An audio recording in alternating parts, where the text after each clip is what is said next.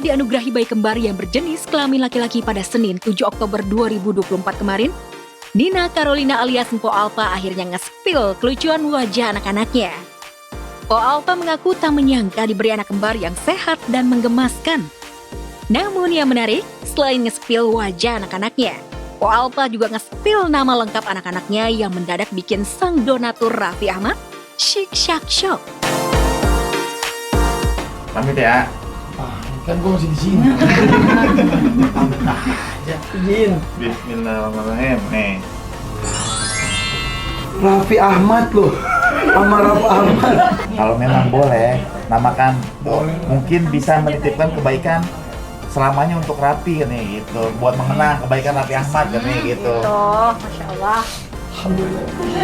Dulu orang belakangan baik belakangan orang.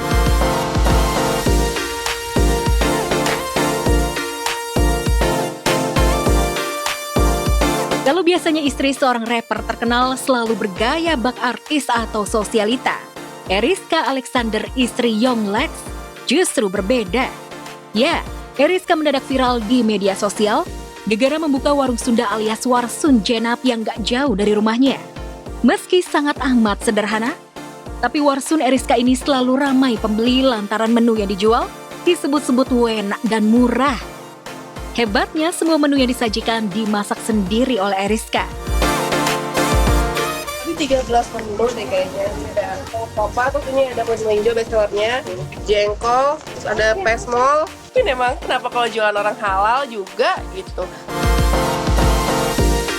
Lantas seperti apa dukungan Yonglex terhadap usaha kecil-kecilan Eriska ini? Benarkah Yonglex sempat merasa malu lantaran istrinya buka warung makan sederhana? Dukung, dibeliin juga sama dia, butuhnya apa, dia bilang gitu. Aku butuh chiller, jadi dibeliin di rumah chiller.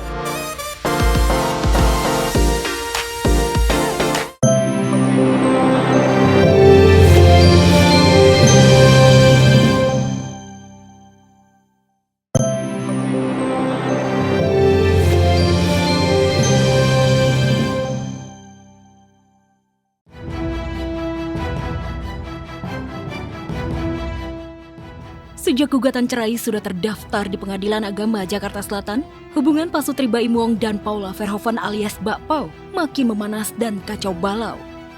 Bagaimana tidak, belum juga vonis cerai dijatuhkan, Baim Paula sudah tak saling komunikasi dan tegur sapa.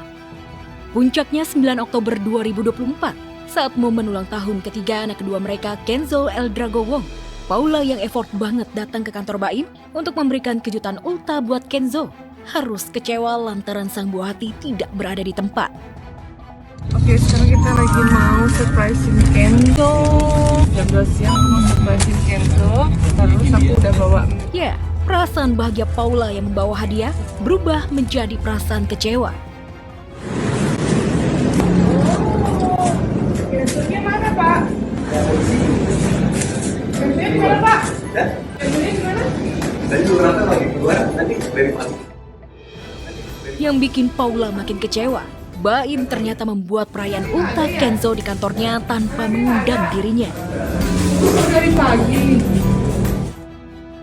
Demi bertemu Kenzo yang sedang berulang tahun, malam harinya sekitar pukul 22.30 WIB, Paula pun kembali ke kantor Baim dan akhirnya bisa bertemu dengan kedua buah hatinya Keanu dan Kenzo.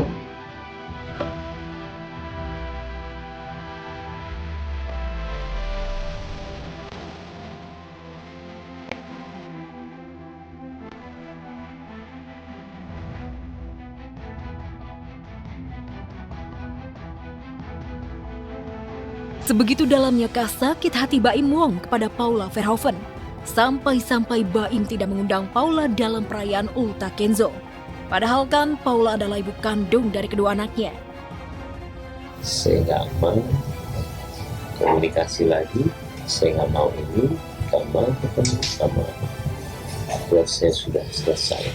Karena saya selama ini cuma menahan semuanya selama 1 tahun. Saya karena anak saya nggak mau ada dendam sama dia sebenarnya. Gitu, walaupun tetap buat aku keluarga nomor 1. Oke. Jadi ngantar sekolah masih, ngantar anak, kebutuhan anak semua udah aku harus penuhin keluarga gitu. Nah baru setelah itu baru urusan aku pribadi. Gugat cerai sudah didaftarkan. Akar persoalan yang jadi pemicunya pun sudah dibeberkan Baim Wong. Akankah kisah cinta Baim Wong dan Paula Verhoeven yang syarat drama akan berujung vonis cerai di pengadilan agama? Benarkah api cinta yang dulu membara antara Baim Paula sudah padam sepenuhnya? Dan saya yakin sih, setiap rumah tangga tuh pasti ada masalah, ya kan? Masalah makanya tadi, mungkin KDRT, finansial, abusive secara verbal, apa segala macam. Jadi sebenarnya pintar-pintar kita menanggapi itu sih. Makanya kenapa balik lagi ya, kalau aku balik lagi ke Allah ya. Jadi maksudnya dalam arti kita minta bimbingan Allah aja gitu. Sampai sekarang saya nggak tahu ini keputusan yang benar atau enggak. Karena kan saya harus bilang kalau memang ada ketidakjujuran itu, apapun yang terjadi ke depannya, ya kita sudah siap apa yang terjadi. Kita mendoakan yang terbaik. Semua orang pasti punya masalah ya.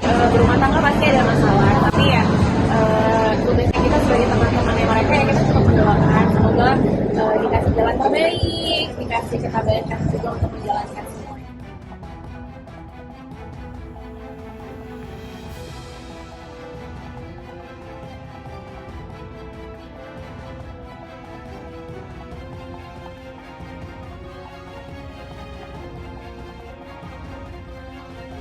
Amanda Manopo dan Arya Saloka lagi-lagi bikin geger warganet.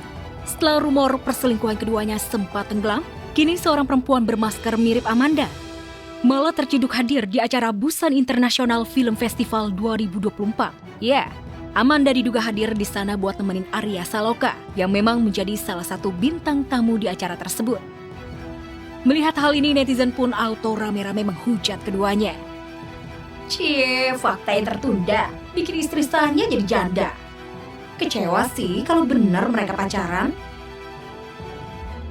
Serupa dengan warganet, sang mantan istri Putri Ana pun nampaknya tahu akan berita heboh ini. Pasalnya ia seolah menyindir Amanda dan Arya dengan mengunggah video tengah tersenyum sambil melihat kedua tangannya.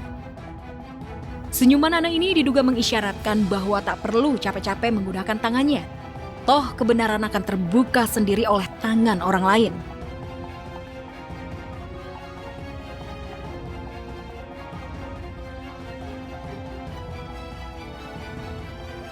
Dikenal sebagai artis yang pelit bicara soal kehidupan pribadinya. Kemarin di podcast Denny Sumargo, pesinetron Stephen William akhirnya belak-belakan membongkar status pernikahannya dengan Ria Andrews. Ya, status pernikahan Stephen yang kedua memang sempat bikin heboh warganet lantaran Stephen dituding kumpul kebo dengan Ria. Sang mantan istri Celine Evangelista bahkan ikut menuding pernikahan Stephen dan Ria tidak sah. Pas announce Noah itu ya emang kita udah mikir mau sampai kapan kita keep it gitu loh. Berapa lama lu keep it itu? Gua nikah sama dia itu 8 September 2022. Oke, 2 years. Udah lama. Noah lahir 2023. 2023. 11 September. Di pikiran gue sekarang ya gue tunjukin aja gue happy sama dia sekarang. Oke, itu sama cara istri gue yang sekarang. Oke. Sama anak gue. Oke. Sama Chiyoko juga. Karena gue bukan tipe orang yang misalnya ada omongan ini gue balas juga enggak.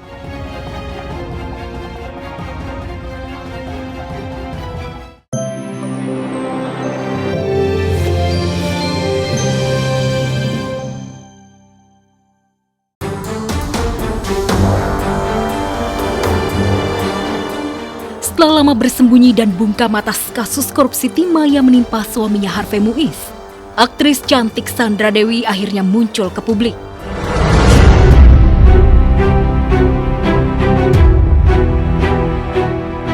Sandra Dewi akhirnya datang ke pengadilan Tipikor untuk memberikan kesaksiannya terkait korupsi timah senilai 300 triliun yang melibatkan sang suami.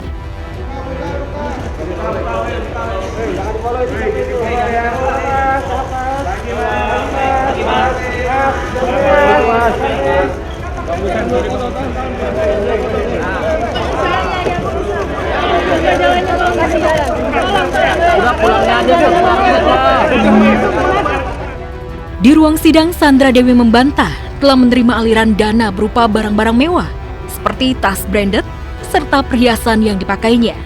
Ada lebih dari 23 toko-toko tas branded di Indonesia ini yang endorse saya, yang memberikan saya tas. Di mana ketika mereka memberikan tas itu, saya mempromosikannya di sosial media saya. Ini sudah 10 tahun saya jalanin, ada ratusan tas yang mulia sebenarnya. Kalau di Yang saya dalam dakwaan penuntut umum kan ada 80. 88. Tapi 88. betul, tapi sisanya yang tidak saya pakai, saya jual. Saksi saya banyak kalau tas-tas ini endorsement dan tidak pernah dibeli oleh suami saya. Karena suami saya tahu, saya sudah mendapatkan tas-tas ini dari tahun 2014. Gitu ya? Betul, tas 100% bukan dari suami saya. Karena toko-toko ini bertanya kepada saya kenapa tas ini dituduhkan dibelikan suami, sedangkan mereka yang membelikan saya tas-tas ini. Jadi dari tahun 2018 sampai sekarang, setiap 2 minggu sampai 1 bulan kami memproduksi dan mendesain emas sekitar 5-24 tipe. Jadi selama bertahun-tahun ini, brand-brand yang mengontrak saya sebagai brand ambassador memberikan saya perhiasan ini untuk saya pakai, kemudian saya promosikan, saya foto dan saya syuting. Nampaknya Sandra Dewi memang sudah benar-benar sangat mahir dalam menguasai dirinya sendiri saat menjalani sidang. Terbukti, saat majelis hakim mempertanyakan perihal deposito rekening Sandra Dewi yang bernilai fantastis hingga 37 miliar rupiah lebih. Sandra menjawabnya dengan penuh ketenangan. Karena deposito tersebut adalah murni dari hasil keringatnya sendiri selama 20 tahun bekerja. Jadi 100% hasil keringat saya dari tahun 2004 yang mulia, dan tidak pernah ada aliran dana atau transferan dari suami saya dan semua yang ada di sini sebelah kanan saya, tidak pernah.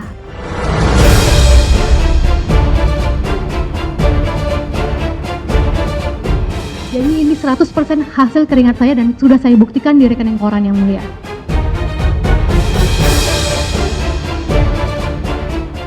Pandai-pandainya Sandra Dewi bersikap tenang saat memberikan kesaksian.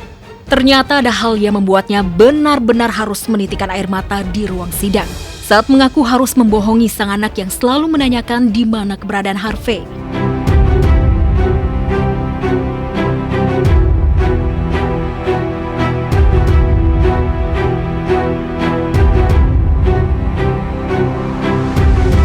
Meskipun sang suami secara tidak langsung sudah mencoreng nama Sandra Dewi dengan melakukan kesalahan yang merugikan negara senilai 300 triliun rupiah, nampaknya tak membuat cinta Sandra terhadap Harvey musnah begitu saja.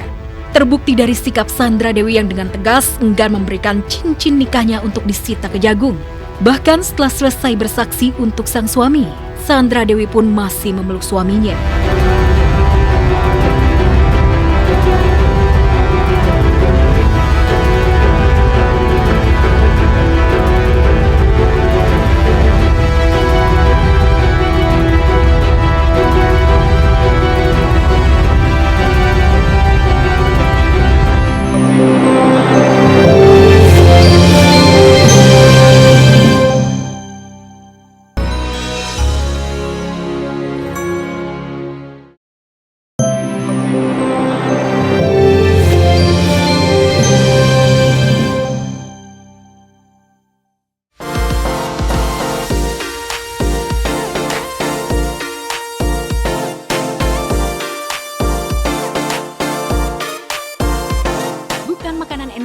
Perhiasan mahal yang bisa bikin Iis Dahlia kalap, tetapi segala perhiasan, fashion, dan aksesoris India.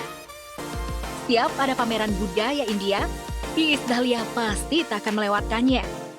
Seperti belum lama ini, Iis kalap berburu aksesoris India di sebuah pameran budaya India yang menampilkan beragam aksesoris, perhiasan, dan baju yang didatangkan langsung dari India. Ini setiap tahun tuh dibikin acaranya, ini desainer-desainer dari India datang, semua pernak-pernik India tuh ada di sini. Tapi kayaknya tuh nggak banyak orang tahu ya, jadi sekarang tuh makanya aku suka datang karena barang-barangnya tuh jadi kayak nggak pasaran gitu loh, nggak banyak orang pakai.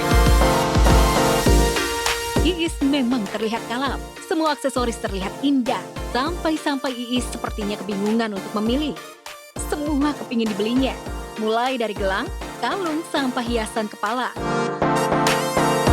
Masih mau potong? Kalap, kemarin tahun kemarin parah.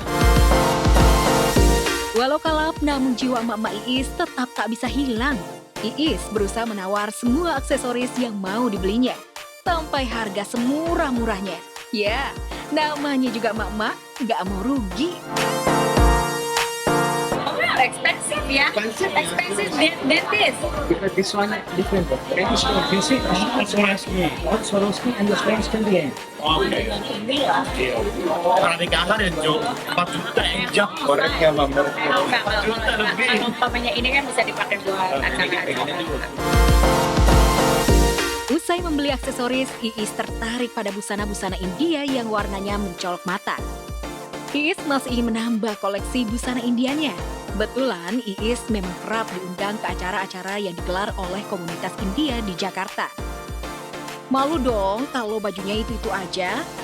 Bukan itu saja, dengan punya banyak baju India, Iis jadi punya banyak pilihan kalau harus tampil di acara televisi bertema India.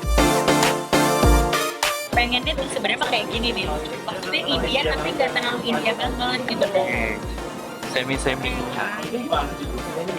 Hari ini kursa 500 ribu berapa gitu. Sebenarnya right here. Ah, oh ya, situ ada ngasihnya nggak? Sini kak. Apa lagi? Oh.